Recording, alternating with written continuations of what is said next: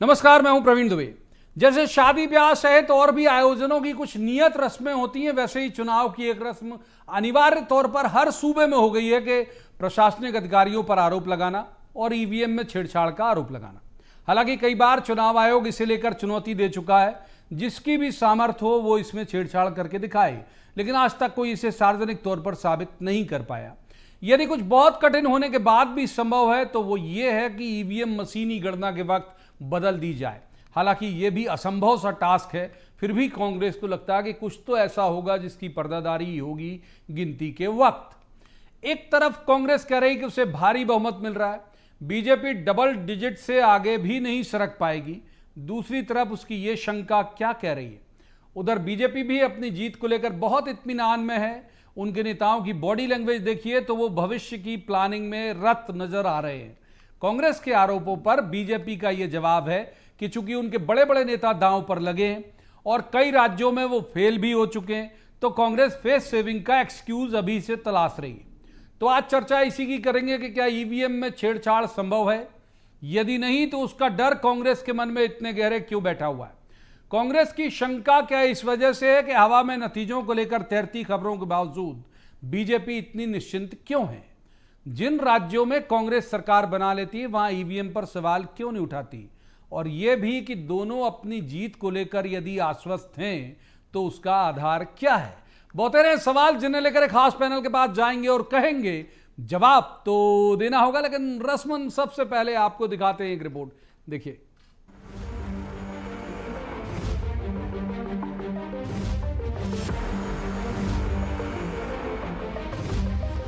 छेड़छाड़ की शिकायत की संभावना से निपटने तक के लिए ढेरों कानून बने। जागरूकता भी इतनी है कि इसका पीड़ित 1 मिनट का वक्त गंवाए बिना सीधे कंप्लेंट रजिस्टर कराने पहुंच जाता है और तत्काल रजिस्टर हो भी जाती है। एक बेचारी ईवीएम ही है जिसके खिलाफ हर चुनाव में छेड़छाड़ की खबरें उठती हैं, लेकिन वो मौन होकर सहन कर जाती है। कहीं भी चुनाव हो, ईवीएम सबसे ज्यादा छेड़छाड़ का आरोप सहती है। कांग्रेस के तो एजेंडे में है कि चुनाव बजाय ईवीएम के बैलेट पेपर से होने चाहिए। कांग्रेस के वरिष्ठ नेता दिग्विजय सिंह तो चुनाव से पहले भी कई बार ईवीएम को लेकर गंभीर सवाल खड़े कर चुके हैं। अब जबकि चुनाव हो गए और एमपी के चुनाव को लेकर सियासी गलियारों में खबरें इस तरह की आ रही कि कांग्रेस बढ़त की स्थिति में है। कांग्रेस को आशंका है कि ऐसी खबरें बीजेपी को बेचैन कर रही हैं और वो ईवीएम में कोई गफलत करा के नतीजों को अपने पक्ष में कर सकती है। हम लोग जो है निगरानी सब जगह ईवीएम मशीनों की वहाँ कर रहे हैं। जब पहले दिन हुआ था तो मैं खुद गया था, मैं रात भर रहा हूँ और लॉक करके आए थे, और इसलिए उम्मीद है कि इसमें ये हेराफेरी कर नहीं पाएंगे। ये केवल दबाव डाल रहे हैं कि हम लोग आ रहे हैं मेजॉरिटी में, जिससे केवल अधिकारियों पर दबाव रहे। हालांकि नतीजों को लेकर बीजेपी में भी आत्मविश्वास कम नहीं है। बीजेपी तो चुनाव बाद सरकार बनाने की प्लानिंग भी शुरू कर चुकी है। अब इस इत्मीनान की वजह उनको मिला कोई वैसा ही इनपुट होगा जैसा कांग्रेस के पास उनके संपर्कों से आया होगा। बीजेपी ने कभी भी ईवीएम पर कोई सवाल खड़े नहीं किए, वहां भी नहीं किए जहां उनकी सरकारें नहीं बन पाई। कांग्रेस के आरोपों पर बीजेपी कह रही कि उन्हें हार का खतरा सन्निकट दिख रहा है और उनकी पार्टी के बड़े बड़े नेताओं की साख दांव पर लगी है और वे अभी से हार का एक्सक्यूज तलाश रहे हैं। देखिए, पीसी शर्मा को इस दोहरे चरित्र के लिए स्पष्टीकरण जरूर देना चाहिए कि कर्नाटक जब जीतते हैं तो ईवीएम पर कोई दोष नहीं होता, और जहां हारने लगते हैं वहां पर अपने नेताओं पर ठीकरा ना फूटे। प्रियंका गांधी आई इतनी बार, उनका नाम खराब ना हो, इसलिए ईवीएम पर, कभी चुनाव आयोग पर और कभी अधिकारियों पर ठीकरा फोड़ते हैं। ये जनता है, जानती है, इस तरह के ठीकरा फोड़ने से कुछ नहीं होगा। असली दोषी तो प्रियंका गांधी, राहुल गांधी, कमलनाथ और दिग्विजय सिंह ही हैं इस कांग्रेस की हार। हर चुनाव में एक तरह की रस्म बन गई है कि सत्ताधारी पार्टी को निशाने पर लेने का टूल सरकारी मशीनरी को बनाया जाता है। जो हार जाता है वो प्रशासन और चुनाव आयोग पर आरोप लगाता है, जबकि कई बार चुनाव आयोग लोगों को चुनौती दे चुका है कि कोई भी आए और ये बताए कि ईवीएम कैसे हैक की जा सकती है, लेकिन आज तक कोई सामने आके साबित नहीं कर सका। बहरहाल ऐसे जितने भी आरोप हैं उनकी आयु बहुत कम होती है। उम्मीद की जानी चाहिए कि नतीजों के बाद हमेशा की तरह ये फिर राख के ढेर में तब्दील हो जाएंगे। Bureau report, BSTV। तो उन मेहमानों का मैं आपसे परिचय करा दूं जिनके साथ हम चर्चा को आगे बढ़ाएंगे। हमारे साथ है पंकज चतुर्वेदी, बीजेपी के विद्वान ऊर्जावान प्रवक्ता हैं। बहुत स्वागत है पंकज जी का। दूसरे मेहमान स्वदेश शर्मा, ये कांग्रेस के विद्वान ऊर्जावान प्रवक्ता हैं। स्वदेश जी का भी बहुत स्वागत। और तीसरे मेहमान है दिनेश गुप्ता, वरिष्ठ पत्रकार हैं, अच्छे राजनीतिक विश्लेषक हैं। दिनेश जी का भी स्वागत। शुरुआत कर लेते हैं स्वदेश शर्मा जी से। स्वदेश जी, क्यों लग रहा है कि गफलत करा सकती है बीजेपी ईवीएम के साथ? देखिए, सच बात यह है प्रवीण जी, आपने पूरा प्रदेश देखा और आपने बहुत सारे चुनाव कराए हैं। इन चुनावों में मैंने भी कैंपेनिंग की, मैंने हर जगह गया हूं। ग्वालियर चंबल संभाग की अगर बात करूं तो नरेंद्र सिंह तोमर जहां से चुनाव लड़ रहे हैं वहां 35 पोलिंग तो ऐसी है, मैं अंदरूनी जानकारी दे रहा हूं, जहां लोगों को मतदान नहीं करने दिया। और आज भी हम देख रहे हैं कि लोगों जिनने मतदान करने की कोशिश की है तो उनको अपने घर बेकाबू करने के बोर्ड लगाने पड़ रहे हैं कि हम गाँव छोड़ देंगे। तो कुल मिला के भारतीय जनता पार्टी सत्ता का दुरुपयोग करती है, उदाहरण मिल गया है। हमने ये देखा कि ये पुलिस के वाहन में शराब बांटते नजर आए, ये एम्बुलेंस में शराब बांटते नजर आए, ये इनके नोट भाजपा प्रत्याशी के लिफाफे सुदेश राय सीहोर में नोट बांटते हुए पकड़े गए।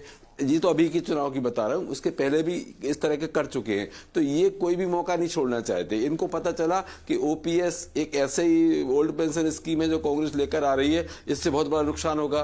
तो अतिथि विद्वान जो हमारे शिक्षक हैं उनको एंड टाइम पर चुनाव की ड्यूटी में लगा दिया। चुनाव में ड्यूटी लगाने के बाद उनका जो बैलेट पेपर होता है, उनका बैलेट पेपर उनको इशू नहीं किया, वो वोट डालने से वंचित रहे। अब आप बताइए, जमहूरियत में जनता भगवान होती है और भगवान की एक आहुति इस चुनाव में, इस अपनी सरकार बनाने में उनकी आहुति नहीं दे पाने के लिए भारतीय जनता पार्टी ने महापाप किया है, उनको वोट से वंचित रखा गया है। मैं समझता हूं ये कुर्सी पाने का कोई भी हथकंडा छोड़ नहीं सकते, हर हथकंडा अपनाएंगे। बावजूद इसके कांग्रेस 150 प्लस के साथ सरकार बनाने जा रही है। भारतीय जनता पार्टी सिर्फ कॉन्फिडेंस दिखाने की कोशिश कर रही है, लेकिन अंदरूनी घर में इनके जाके बैठो सर तो इनको नींद नहीं आ रही है, खाना नहीं आ रही है। साहब बताइए, लाल आंख लिए घूम रहे हैं। पंकज जी को इन कर लेते हैं। पंकज जी, सत्ता का दुरुपयोग करते हो आप लोग, महापापी हो जैसा इन्होंने संबोधन दिया, मेरा शब्द नहीं इनका है, और इस वजह से डरते हैं आपसे लोग। देखिए प्रवीण जी, हम तो कांग्रेस की बुद्धिहीनता को लेकर चिंता कर रहे हैं कि देश में प्रतिपक्ष भी होना चाहिए, कांग्रेस बनी रहे तो ठीक, नहीं तो कोई और कांग्रेस का स्थान ले लेगा। एक और दावा करते हैं कि 150 अधिक सीटें जीत रहे हैं, और दूसरी ओर दुनिया भर के झूठे आरोप, एक का भी प्रमाण, जिनकी बात करी प्रमाण के लेकर आए क्या? चुनाव आयोग ने निष्पक्ष चुनाव कराया, पोस्टल बैलेट से मतदान हुए, घर पे इस बार व्यवस्था थी 80 वर्ष से अधिक के लोगों जो दिव्यांगजन हुए घर जाकर मतदान करेंगे। हजारों लोगों ने वहां मतदान किया प्रक्रिया से। 77% के ऊपर मतदान मध्य प्रदेश में हुआ। तो कहीं कोई बाधा डलती दिखी? कहा कि था वो 35 बूथों में मत नहीं डालने दिया, तो कांग्रेस सो रही थी। 35 बूथों पर यदि मतदान नहीं किया किसी विधानसभा क्षेत्र में, जैसा कांग्रेस का आरोप है, तो आप तो फिर मतलब कांग्रेस को तो घर बैठना चाहिए, राजनीति छोड़ दें यदि ऐसी स्थिति। तो मतलब हास्यास्पद। सिर्फ सारी भूमिका इस बात को लेकर बनाना कि 3 तारीख को जब नाक कटे तो चेहरा छुपाने को कुछ बचे, इतना सा काम है बस। तो शील्ड अभी से बना रहे सर। और आपने खुद ही कहा कि ये रस्म, जैसे आप कहते हैं रस्मन, तो रस्म चल रही। ये प्रतिपक्ष की रस्म है, जो पराजित होता है वो ये गाने गाने लगता है कि साहब ये ईवीएम है, प्रशासन का दुरुपयोग है, वोट खरीद लिए, इसको वोट डालने दिए, उसको वोट नहीं डालने दिए। अरे भाई साहब, लोकतंत्र है, ठीक है, जनता जनार्दन है, माई बाप है, वो जनता जनार्दन दोनों की माई बाप है। देखिए, आप दोनों का क्लोजिंग उसी से हुआ, कांग्रेस भाजपा, ये एक अच्छी बात है सर। आप बिल्कुल मान के चलिए कि आप जनार्दन। दिनेश जी को कर लेते हैं सर, दिनेश जी को पूरा वक्त, बिल्कुल पूरी डिटेल बात आपकी भी ले ली, स्वदेश जी की भी ले ली। दिनेश जी, ये जो आरोप है, जो हम कह रहे हैं कि भाई हर जैसे विवाह की एक रस्म है, वैसे ही एक रस्म बन गई है कि भाई ईवीएम पर आरोप लगाओ या प्रशासनिक मशीनरी पर आरोप लगाओ, या फिर ये डर वाजिब है कांग्रेस का? दिनेश जी देखिए, कांग्रेस भारतीय जनता पार्टी की बात नहीं प्रवीण जी, बहुत सारी ऐसी मामले होते हैं जो प्रशासनिक मशीनरी जिसके कारण कटघरे में आती है। ईवीएम तो उसमें से एक पार्ट है। यदि जो है खंडवा में मतदान जब होना था 17 तारीख की जगह 20 तारीख को होता है, तो इसके लिए ईवीएम रिस्पॉन्सिबल नहीं है, इसके लिए वहां के जिला निर्वाचन अधिकारी, हाँ जिला निर्वाचन अधिकारी उसके लिए रिस्पॉन्सिबल है। वो कैसे इस प्रोग्राम को बदल सकते हैं? तो जो सबसे बड़ी जो सवाल है या जो समस्या है, वो ईवीएम तो एक बहाना है, लेकिन जो ब्यूरोक्रेसी है, जो ये माना जाता है कि वो कहीं ना कहीं कोई मैनिपुलेशन कर दिया। आप देखिए ना, पोस्टल बैलेट को लेकर कितनी बात हो रही है, पोस्टल बैलेट का डाटा यदि नहीं है, सामने नहीं आया है, उसको लेके भी तो सवाल खड़े हो ही रहे ना कि कितने लोगों ने, कितने सरकारी कर्मचारियों ने अब तक वोट डाला। तो इसका डाटा यदि आपने विधानसभा क्षेत्र वाइज दे दिया होता तो बहुत सारी शंकाओं का समाधान हो जाता। या 80+ वाले या दिव्यांग वाले, ये सारे सवाल उठते क्यों हैं? क्योंकि कहीं ना कहीं जो ब्यूरोक्रेसी है उसको अपना रोल जो करना चाहिए, निष्पक्ष प्ले करना चाहिए, वो रोल अपना कर नहीं पा रही वो। इसीलिए ये सारी चीजें होती हैं। ईवीएम तो आखिर में ये होता है कि कोई मैनिपुलेशन ना हो जाए, ये डर है, भय है। इतने लंबे समय तक यदि ईवीएम कहीं रखी हुई है, किसी तरह का कोई टेम्पर ना हो, कोई जरूरी नहीं है कि उसमें आप कोई मैनिपुलेशन कर रहे हैं, कोई टेम्पर हो रहा है। आप तो कई जगह भारतीय जनता पार्टी के लोग भी तो बैठे हुए हैं, वो भी तो सत्ताधारी दल में है, वो ईवीएम पर शंका नहीं कर रहे हैं, लेकिन प्रशासनिक मशीनरी इसके माध्यम से कहीं ना कहीं शंका के दायरे में है कि वो ईवीएम की सुरक्षा नहीं कर सकती। तो जब इस तरह की शंकाएं हों तो मुझे लगता है कि हर दल को एक बार ये विचार करना चाहिए कि नौकरशाही से उनको किस तरह का व्यवहार चाहिए, या केवल वो जब विपक्ष में होंगे तभी उंगली उठाएंगे। ठीक है, एक बार स्वदेश जी को इन कर लेते हैं। महत्वपूर्ण बात है स्वदेश जी, कुछ अधिकारी को मैं तर्जुमा कर देता हूं दिनेश जी की बात का और सरलीकृत तरीके से। कुछ अधिकारी कांग्रेसी हैं, कुछ अधिकारी भाजपाई हैं, तो अब क्या किया जाए भाई? आपके अधिकारियों से भाजपा वालों को शंका है और उनके अधिकारियों से आपको शंका है। वो कह रहे हैं कि भाई तकनीक या किसी मशीन के साथ छेड़छाड़ की बात नहीं है, मुश्किल सवाल के घेरे में ब्यूरोक्रेसी है। सहमत हैं आप इस बात से?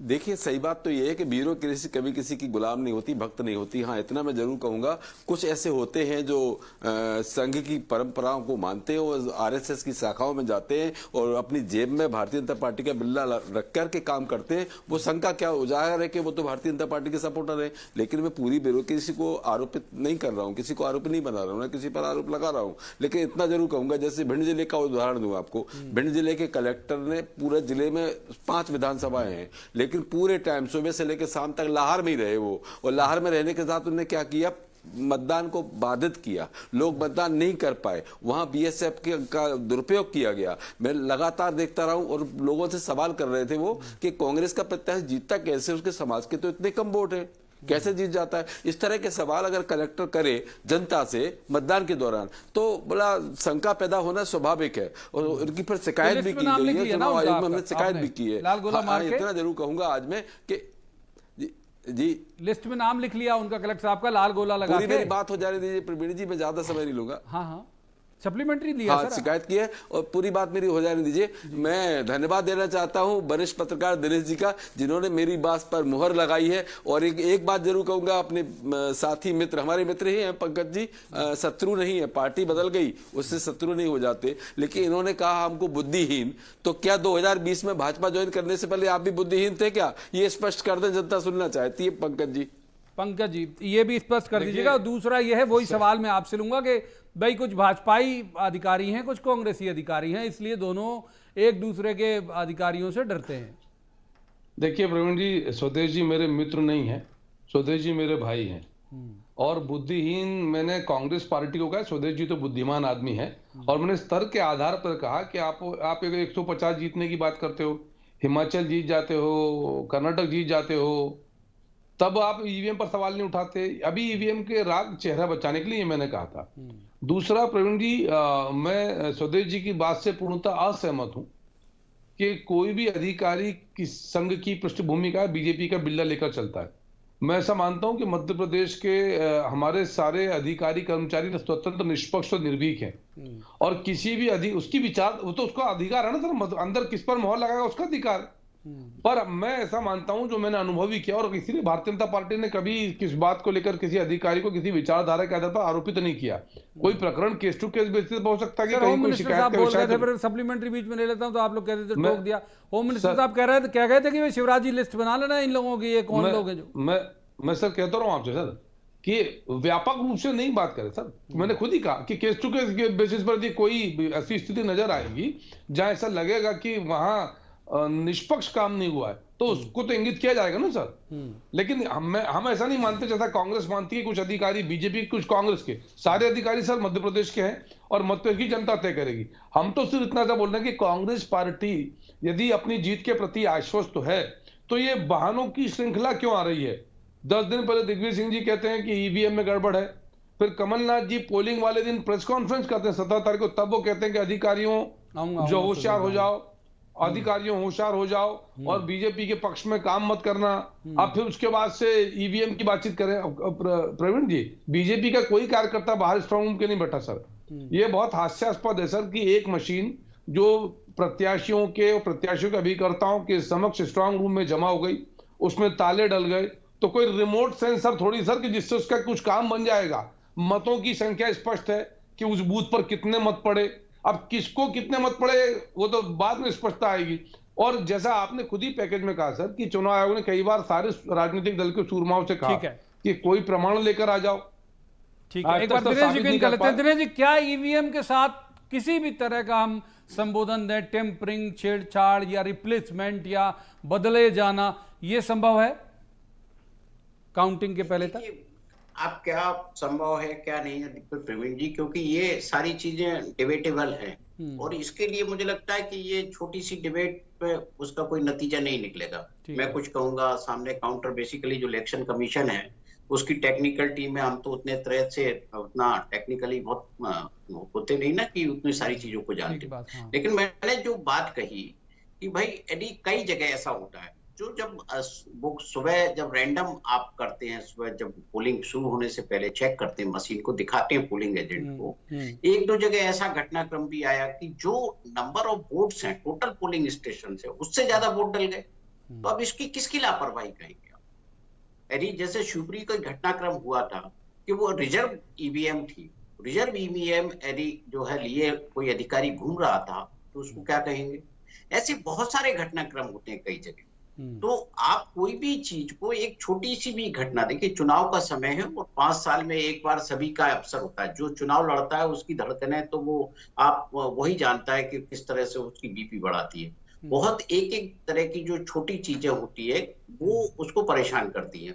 उसमें ईवीएम का एक, क्योंकि बहुत सारे इतने सारे चुनाव हो गए हैं और ये सब जानने लगे। जो दिग्विजय सिंह जी भी जिस विषय की बात कर रहे हैं वो अब वीवीपैट की पर्ची पर आ गए हैं, उस पर नहीं कह रहे हैं कि उसमें टेम्परिंग होती। और वो कहते हैं कि पर्ची पहले की नहीं जाए, क्योंकि पर्ची, उनको ये डाउट ये है कि जो भी प्रिंट निकलता है, जो रिकॉर्ड होता है वो वीवीपैट की जो मशीन होती है उसमें रिकॉर्ड होता है। ये जिससे हम बटन दबाते हैं उसमें कुछ नहीं है। तो अलग अलग तरह की चीजें जो समय समय पर बदलती रहती है। लेकिन मुख्य बात तो यही है ना कि लोकतंत्र में सभी को निष्पक्ष होना चाहिए।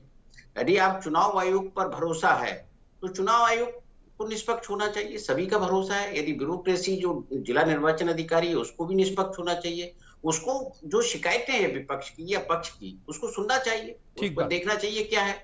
इस बार तो जो सबसे महत्वपूर्ण चीज, तो कई जगह तो ऑब्जर्वर के बारे में ही कैंडिडेट को नहीं पता था कौन है क्या है। बहुत सारी ऐसी जो है इनको इंफॉर्मेशन की कमी थी जिसके कारण आज तक वो सवाल उठ रहे हैं, उनके जवाब नहीं मिल रहे। ले लेंगे ये जवाब, पंकज जी के पास चलेंगे। पहले स्वदेश जी के पास चलते हैं। स्वदेश जी, ये बात सही है कि भाई क्लेम आप लोग कर रहे हो, आपके बहुत सारे फिगर हमारे पास भी आए कि इतने इतने मतलब कंप्लीट मेजॉरिटी, बहुत आरामदायक तरीके से सरकार बन रही है, कांग्रेस का क्लेम है। तो फिर जाने दीजिए, मतलब माने ठीक है, करते भी रहे जो भी, हम तो बना रहे ना सरकार। ये इतना इत्मीनान क्यों नहीं है मन में? प्रवीण जी, बीएस टीवी एक ऐसा टीवी चैनल है जो मध्य प्रदेश छत्तीसगढ़ में निष्पक्षता के लिए जाना जाता है, और प्रवीण दुबे जी ऐसे पत्रकार हैं जो जवाब तो देना होगा को लेकर आते हैं और निश्चित रूप से जवाब सरकार से भी मांगते हैं। विपक्ष हो तो उसको भी बख्शते नहीं है कभी भी। तो एक निष्पक्ष पत्रकार के साथ बैठे हैं हम। एक निष्पक्ष पत्रकार हमारे दिनेश गुप्ता जी बैठे हैं। अच्छा, वो भाजपा के प्रवक्ता, एक मोटिवेशनल स्पीकर भी है हमारे पंकज चतुर्वेदी जी, उनका ही बड़ा आदर करता हूं। एक सवाल मध्य प्रदेश छत्तीसगढ़ की जनता जानना चाहती है कि जिसने देश ने ईवीएम का निर्माण किया उसने भी ईवीएम को सही नहीं माना और बैलेट पेपर से वहां चुनाव होते हैं। और देश की बात करें तो 24 राजनीतिक दलों ने एक साथ चुनाव आयोग को ज्ञापन दिया था कि ईवीएम भरोसे लायक नहीं है, क्योंकि इसको जिन देशों ने निर्माण किया है उनने भी बंद कर दिया। तब आपने निर्माण भी नहीं किया और उनने निर्माण करने वालों ने बंद कर दिया। तो आपकी ऐसी क्या मजबूरी है कि 24 राजनीतिक दलों के आवेदन पर आप विचार नहीं कर रहे और इसको बंद करके बैलेट पेपर पर चुनाव नहीं करा रहे? ये इस पर जरूर सवाल तीनों विद्वान लोग मध्य प्रदेश छत्तीसगढ़ की जनता को जरूर बता दें, बड़ी कृपा होगी। एक एक करके जो बता देते। पहले पंकज जी बता दीजिए आप क्यों नहीं ईवीएम को बाहर करके और फिर से बैलेट की तरफ नहीं आ जाते आप? और दूसरा जो दिनेश जी पूछ रहे हैं वो महत्वपूर्ण बात है कि भाई सवाल तब उठते हैं जब बहुत सारे तथ्य सार्वजनिक नहीं हो पाते जो होने चाहिए थे रिटर्निंग ऑफिसर के जरिए। पंकज जी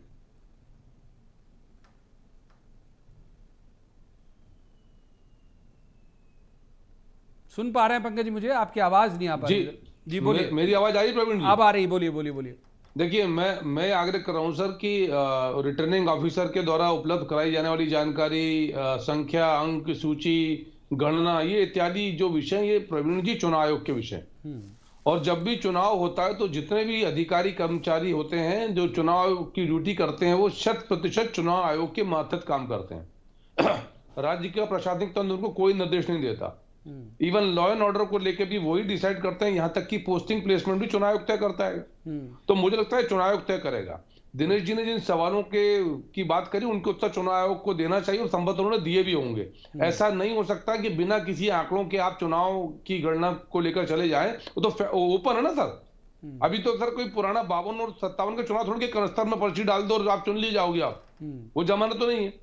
दूसरा मेरा इतना सा सिर्फ आग्रह है कि यदि कांग्रेस पार्टी को ईवीएम से इतनी आपत्ति है तो चुनाव आयोग ने क्या कहा, जिसका आपने उल्लेख किया प्रारंभ में, कि कोई एक तर्क तो आ जाए ईवीएम को बंद करने को लेकर। कोई एक भारत के 143 करोड़ लोगों में से, विदेशों में रह रहे भारतीयों में से कोई एक व्यक्ति आ जाए जो बता दे कि ईवीएम में गड़बड़ होती है। दिग्विजय सिंह जी वीवीपैट की बात कर रहे हैं, voter verified paper audit trail की बात कर रहे हैं, वीवीपैट जिसको कहते हैं, उसकी कोई गड़बड़ी बता दें। आपको सर विजिबल होता है, आपने जिसको पहले ही शिकायत थी, आपने जिसको वोट, मैंने अपने मतदान केंद्र में 4 नंबर पर वोट दबाया, मैंने अपने बीजेपी प्रत्याशी को वोट दिया, सामने दिखा हुआ आ गया, 7 सेकंड तक मुझे विजिबल रहा, मैंने जिस पर बटन प्रेस किया वही बटन मुझे सामने दिखा, तो उसमें संदेह किस चीज का? तो मैं से और दोनों की एजेंट बैठे, उनके सामने काउंटिंग है, सूची पर टिक कर रहे हैं बैठकर। ठीक है। तो या तो कांग्रेस के लोग भांग खाकर बैठते हैं कि उनको गलत हो जाती है, तो ये कौन सा आप सर बेसिल पर के आरोप है? सिर्फ मैंने इसीलिए कहा प्रवीण जी, ये चेहरा बचाने की कवायद है। 3 तारीख को कोई एक बार दिनेश जी को कर लेते हैं। दिनेश जी, ये जो जितना जो स्वदेश जी ने एक सवाल उठाया, मुझे लगता है कि भाई वो इतना खराब प्रोसेस था बैलेट वाला, माने इस तरह से कि भाई मत पत्र लूट लिए जाते थे उस दौर में, लोग पेटियां लुट जाती थी, पानी पड़ जाता था, कोई खींच के पर्यावरण प्रवीण जी। हाँ बिल्कुल, मैं आप एक एक करके सर उस समय आप अपने टर्न में, हम मुझे तो उन्होंने कहा सब बोलेंगे इस मामले में, तो इसलिए मैं भी बोल रहा हूँ। तो दिनेश जी, क्या यही सब कारण से उन्हें लगा भाई एक टेक्निकली एक छोटा इक्विपमेंट है जो सारी चीजें कर लेता है, बहुत उसे सहेज के रखना नहीं पड़ता, तो इस वजह से इसे अपनाया होगा? क्या लगता है आपको ईवीएम को लेके? देखिए, जो है बहुत सारे हर चीज के प्लस माइनस पॉइंट होते हैं प्रवीण जी, लेकिन देखिए जो हम लोकतंत्र में हैं, बोलिए विपक्ष हो पक्ष हो सबको शूट करना चाहिए, उस तरीके से चुनाव कराना चाहिए। जब विपक्ष इस पर सवाल खड़े कर रहा है तो मुझे लगता है कि इनको लोकसभा में जब ये सत्र आने वाला है 4 तारीख से, कुछ नहीं वो एक आभास की विधेयक ही पेश कर दें कि चुनाव की प्रक्रिया किस तरह से होना चाहिए।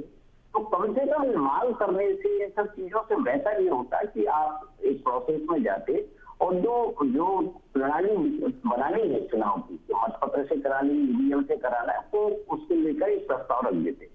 दूसरा क्या होता है, इस पूरी प्रक्रिया में हम ये मान लेते हैं कि ईवीएम बिल्कुल 100% परफेक्ट है, लेकिन जो मशीनरी की बात है, अब आप देखिए उज्जैन इंदौर में बात हो रही है कि कुछ स्थानों पर 100% मतदान हुआ, लेकिन वहां जो डाटा, जो पोलिंग स्टेशन पर जो एजेंट बैठता है पॉलिटिकल पार्टी का, उसको जो डाटा दे रहे हैं और सरकार जो डाटा जारी कर रही है, दोनों में कोई मैच नहीं, तो फिर क्या होगा? यदि दोनों में कोई मैच नहीं होगा तो शंका होगी ना। इसी तरह से ब्यावरा में कुछ घटना हुई, अलग अलग विधानसभा क्षेत्रों, कई जगह तो मतदान नहीं होने की घटनाएं हुई। तो कोई जरूरी नहीं है कि आपको ईवीएम के जरिए सपोर्ट किया जाए। ब्यूरोक्रेसी को यदि सपोर्ट करना होता है, चाहे कोई भी हो, कई बार वो उम्मीदवार की अपनी लाइकिंग डिसलाइकिंग भी हो जाती है ब्यूरोक्रेसी को, उसको लेकर वो सपोर्ट करता रहता है। तो वहाँ अलग अलग तरह की चीजें होती है और 2 अलग अलग विषय हैं। ईवीएम को लेकर कुछ होता, सुप्रीम कोर्ट तक मामला चला गया है, सभी जगह चलेगा, अभी भी एक पिटीशन पेंडिंग है, नए तथ्यों के साथ पेंडिंग है, तो उस पर जब होगा तो लेकिन विपक्ष को अपना जो भी करना है, संसद का सत्र आने वाला है, उसमें करना चाहिए। ठीक है, एक बार स्वदेश जी को इन कर लेते हैं। स्वदेश जी, एक बड़ा सवाल ये कि जो भी आपकी आशंका चली उसे एक बार हम सही मान लेते हैं, तो किस स्तर तक आप नुकसान की आशंका आप लेके चल रहे हो? क्योंकि आपके फिगर कह रहे हैं कि आप कंप्लीट मेजॉरिटी 130 प्लस, आप तो 150 बता रहे हो, तो कितनी सीटें आपको डैमेज कर जाएंगे ये लोग, अगर मान लो इनने कुछ कराया भी है तो? देखिए, आपने बाई इलेक्शन में देखा होगा कि बोलेरो में भाजपा प्रत्याशी ने के एक बोलेरो गाड़ी में ईवीएम मशीन दिखाई दी थी। वीडियो चला, मीडिया में दिखाई दिया सबको, और जबकि ईवीएम में ताला लग चुका था, सब हो चुका था, फिर ये ईवीएम, एक्स्ट्रा ईवीएम कैसे आ गई चुनाव के बाद जो उस बोलेरो में पकड़ाई गई? तर्क दिया गया था कि वो रिजर्व की जो ईवीएम थी वो थी। पूरा लोकतंत्र रिजर्व की वो बीएम थी, उन्होंने वो तर्क दे दिया। लेकिन इस तरह के हथकंडे अपनाने का कोशिश तो हमेशा हुई है, क्योंकि एक बार की बात है, मेरे सामने की घटना है कि वोट किसी और को डाला जा रहा है और वोट कहीं और जा रहा है। इस तरह का वीडियो हमने भी एक देखा है। तो कुल मिलाकर के जो देश ने निर्माण किया ईवीएम का, जब वो बंद कर सकता है तो भारत की भारतीय जनता पार्टी के नेता और माननीय प्रधानमंत्री महोदय, सरकार की ऐसी क्या मजबूरी है कि ईवीएम जब 24 राजनीतिक दल, रजिस्टर्ड बड़े राजनीतिक दल देश के मांग करते, बिल्कुल फिसल गया वक्त, हाथ से दोहराओ आपकी बात का दरवाजा पूरा ले लेते हैं। एक बार पंकज जी को इन कर लेते हैं। पंकज जी, आपकी और तर्जुमा कर देता हूं, भाई उनको आपकी इमेज वैसी दिखती है कि आप गड़बड़ियां करा सकते हो, इसलिए उनकी शंका है। सर, मैंने तो इसीलिए प्रति प्रश्न किया कि हिमाचल प्रदेश में शंका क्यों नहीं होती, कर्नाटक में शंका क्यों नहीं होती, छत्तीसगढ़ में जब जीते थे पिछली बार तब शंका क्यों नहीं होती, राजस्थान जीते थे पिछली बार तब शंका क्यों नहीं होती, सवाल मध्य प्रदेश में 4-5 सीटें तब शंका क्यों नहीं होती? जब जीते तो शंका नहीं होती, जब हार की स्थिति बने तो शंका होती है। हम तो ये पूछते हैं कि हम तो वन नेशन वन इलेक्शन की बात करते हैं। ठीक है सर, ठीक है, माफ कीजिए, बात बिल्कुल भी इजाजत नहीं देता। बहुत बहुत शुक्रिया, मुझे यही कहना पड़ेगा, तीनों मेहमानों का बहुत धन्यवाद इस चर्चा में शामिल होने के लिए। लेकिन ये बात सही है कि अगर मान लीजिए कांग्रेस को ये लग रहा है कि वो बहुत अच्छी बंपर मेजॉरिटी से आ रही है, तो जब तक नतीजे नहीं आ जाएंगे तब तक उनकी सांसें संयत नहीं होंगी और ये डर बना रहेगा कि कहीं कोई किसी तरह की चूक ना हो जाए। और दिनेश जी ने इशारा भी किया कि कहां कहां चूक संभावित हो सकती है। अब देखते हैं नतीजे जब आएंगे तब उसके बाद कांग्रेस और बीजेपी दोनों का रुख इस मसले को लेकर क्या रहता है। आज की इस चर्चा में इतना ही, कल किसी खास मसले पर खास पैनल के साथ बैठकर कहेंगे जवाब तो देना होगा। आप देखते रहिए BSTV।